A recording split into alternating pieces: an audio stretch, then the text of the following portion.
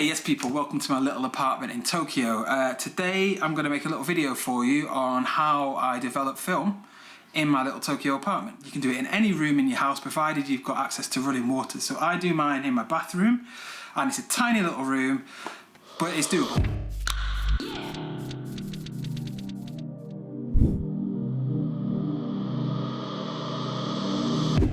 Welcome to my tiny little apartment bathroom space. Today I'm going to be developing some Kodak T-Max 400. I have two rolls that I've loaded into a Paterson tank. Now, interestingly, when I tell people that I develop my own film at home, often people ask me if I have a dark room or anything like that. And I just want to clear up, you don't need a dark room to develop film at home. You do need one of these and a dark back.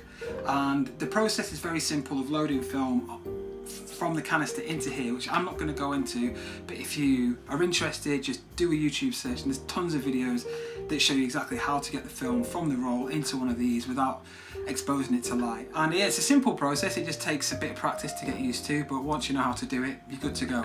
So I have two rolls of film currently in there that I'll be developing today.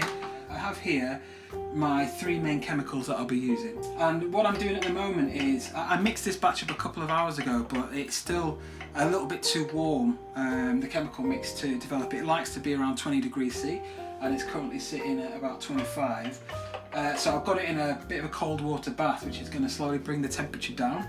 So it'll be D76 to start, then I follow that with I have some stop bath, which is like a kind of it's like an acid solution that just stops the developing in its tracks. And then I have some fixer, which is from Ilfotec, and that it basically washes the acid off and it just fixes the film. That's at that point you can expose it to light, it's all, your film is fine. The final step will be using some Hypoclear, which is basically, it's kind of like a, it's almost like the best way to describe it is like a kind of dishwasher liquid, and what this will do when you give it a rinse in this at the end of the whole process, it will minimise you getting watermarks and streaks on your film when you're drying it. So those are the four main things that you need, and the other things that you're going to need if you're developing are some measuring jugs. I use these to obviously make sure I'm getting the correct measurements of fluid into the tank. And thankfully, I don't know if you can see this or not, but on the bottom of the tank, it actually tells you, you know, there's markings for what film stock you're using and how much you need. So, well, film size. So I've got two rolls of 135 film, so I will need 650 cc's of fluid in this tank, which is more or less the whole thing. And obviously, I can then use that to measure, to make sure I get the correct amount of fluid in, and we're good to go. 1 litre fluid of D76, it should last around 6 months, and you can probably get anywhere from 15 to 20 rolls developed, just reusing it. Now the more times you reuse it over time, the weaker it gets, so there's something to bear in mind. But I like to reuse it quite a few times, and that way I feel like it's less wasteful than just using it once and then chucking it away. Same with the stop bath and the fixer, I can just reuse them all. So again, these are really handy because not only can you pour it into there, you can also pour it back out and then back into your containers. So developing film isn't rocket science, obviously, but it is a science nonetheless. And you have to be very precise with your timings, your temperatures. Temperatures more so when you're doing colour film. Black and white, you can be a bit either side, but the temperature of the developer can affect the overall result in the end. How much you agitate it, so when you have the film developing, you can agitate like this, which basically just sloshes the mixture around, make sure it covers everything. Alternatively, you can use this little agitating stick, which is what I do because I find it's less messy, and you just sort of stir it like this. And as I said, it is a science, and what I use to help me figure out the timings is an app called, I don't know if you're going to be able to see this, but it's called Massive Dev Chart, and it's an amazing tool where you can input what film you're using, the developer, whether you're mixing the developer. I'm going to be using this just straight, so you can mix it with water and do all kinds of, you know, various solutions, which will mean that it'll be a longer development time. But I'm just going to do this just straight, and it tells you exactly how long you need to do it, when you need to be stirring it, how long you need the stop bath, how long you need to fix, how long you need the final wash. A really, really helpful tool. Counts it down, gives you a little ping when you've got to change. So highly recommend Massive Dev Chart as something to use when you're starting out. I'm just going to wait now for the temperature to get down to the right temperature, and then we're going to start the dev. Woo! Okay, cool. Now my chemicals are at the right temperature of 20 degrees C.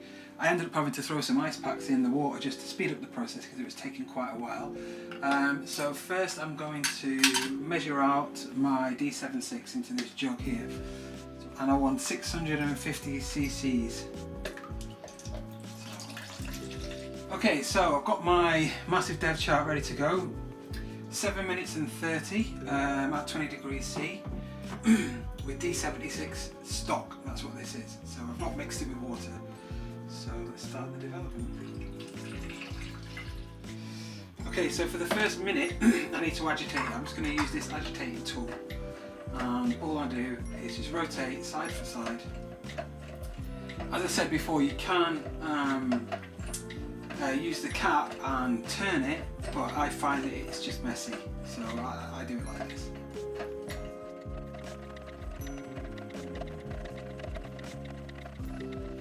And then give it a couple of taps to move any bubbles, and then just wait for the next cycle. So I'll go through this a few times, and then once that's done, we'll move on to the next step, which will be the stop bath. The timer is nearly finished. So you have to remember to take the agitation stick out before you pour it out, and have a funnel. I'm just going to pour this back into the same jug that I used originally. I'm going to do this over the sink just to be safe. So make sure you get as much out as you can, and then as quick as you can we're going to then pour in the stop bath. This one we only do it for a minute, so I have to try and be quick because it, as I said earlier, it is an acid and we don't want it staying on the film too long. So press the continue button, and now we agitate for a minute. I'm just going to give that a quick rinse in there.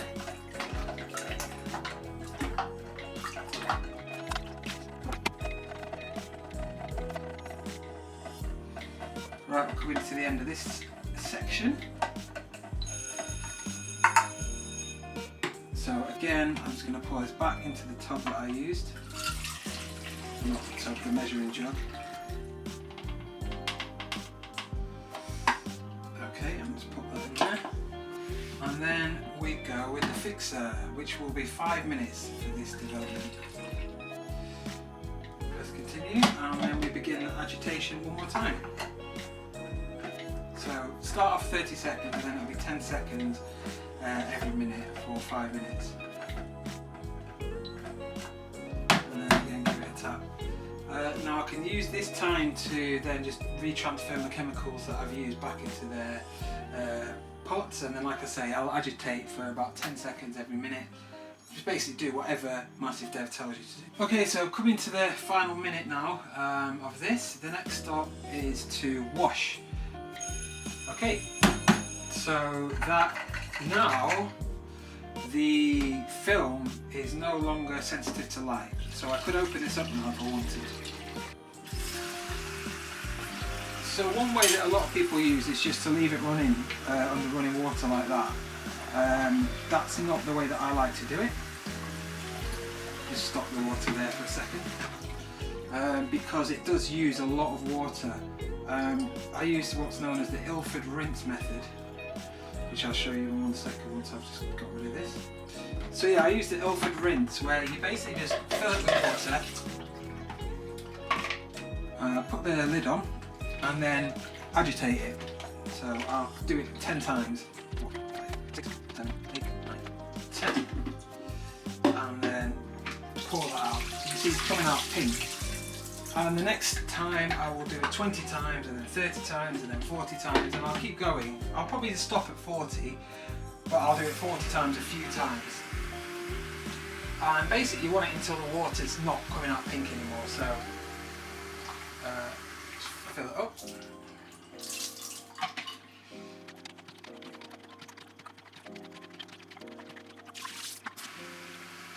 I mean, you can see that agitating like this, it does leak a little bit from time to time, which is why I prefer using the agitating stick when using the chemicals.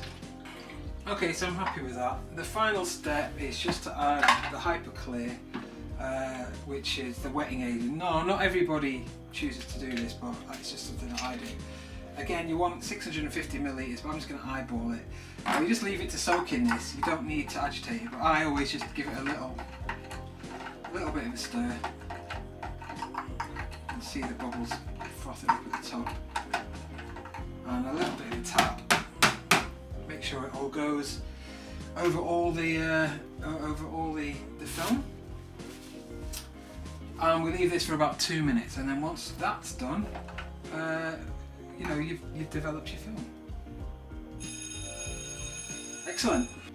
Right, and now the best part, where we get to see if this has worked. Let's see.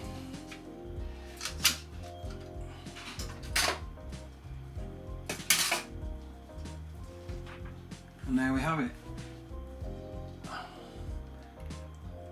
Developed film, home developed film. How cool is that?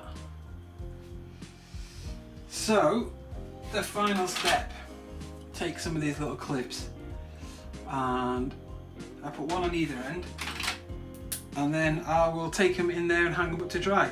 Whilst they're still wet, I usually just rub my fingers down them. You can use squeegees, but I just use my fingers and then hang them up to dry. Okay, so there you go. That's how I develop my film in this tiny little box room in my Japanese apartment. One thing I would say though, if you are thinking about getting into film, if you shoot film, it's definitely worth experimenting with developing if you've never done it before.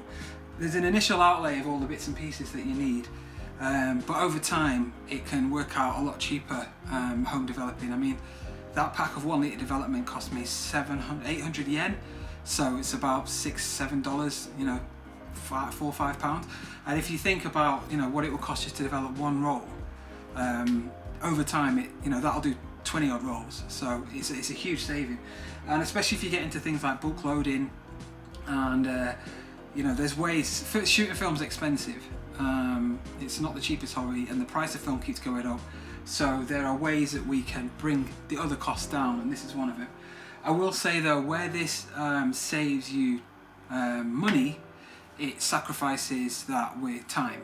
The whole process, I mean, to just actually develop it probably takes about half an hour from loading the film, doing all the developing, and then you've got a couple of hours of waiting, and then there's scanning, and scanning again, it can take a couple of hours depending on your scanning technique. I use a flatbed scanner because that's what I've got, and again there's another cost there. Otherwise, I know a lot of people use DSLR scanning, digital scanning, but you really need a macro lens, and there's another cost there. So you have to weigh up whether it's, if you want to get into developing film to save money, it's going to be a long-term thing before you start to see the returns on that. I didn't do it to save money, it's just a side effect of it. I got into it because I wanted to learn more about the process. One thing I've learned is developing and scanning, particularly with film, can have a huge impact on the overall image at the end, and that's something that I wanted to get a better mastery of, so I can have more creative control during that whole process, rather than just shooting the photos, giving it to a lab and getting back whatever they do. I mean, there's nothing wrong with that, but you know, there is things that you can do in this process that can affect how the image looks.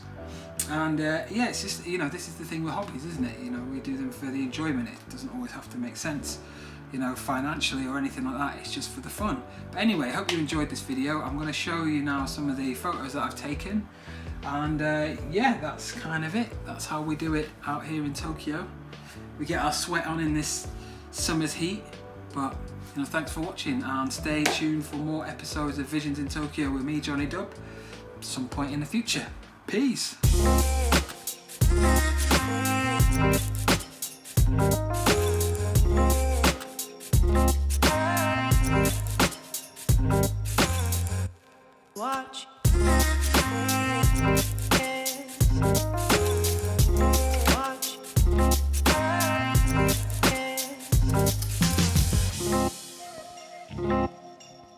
bye.